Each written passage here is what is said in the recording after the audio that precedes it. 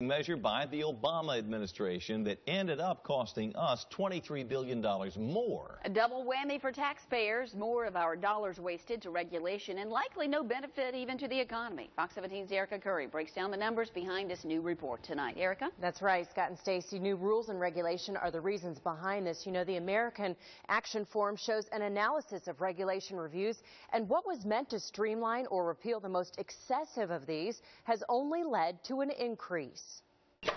I think if the government had to be run like a business, we would have a completely different government. Steve Nichols is speaking from experience. He owns Lenny's Sub Shop in Gallatin and makes every dollar count. It's always a fine line of how we're going to balance everything and keep it profitable. On a larger scale, the federal government has tried to show it's cutting spending for similar reasons, but no matter how you slice it, the numbers still add up. It is very disturbing that the intent of this was to show how much the administration is saving, and yet we see an additional $23 billion.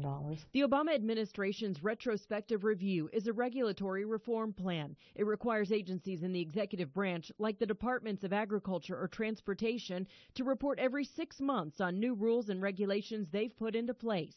The idea is, upon review, they'll streamline or repeal these regulations, which cost money for businesses to follow. What's happening instead? These agencies just end up expanding them. We all want regulations to have clean air and safe food and safe water, but when it becomes very expensive and it doesn't show that it really does benefit the American people, that's when we have a concern. Congressman Black says there's no cost-benefit analysis to show these regulations are worth the money. The EPA is the biggest offender, reviewing 21 rules, ultimately costing taxpayers $14 billion. It makes me feel like our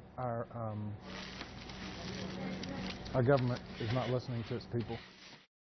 Congressman Black says the House of Representatives has offered the president several solutions to help streamline government and actually save taxpayer dollars. The most recent, the REINS Act, which would require Congress's approval for significant regulation changes. However, the White House issued a veto threat, and the Senate has yet to take up the legislation. Erica Curry, Fox 17 News.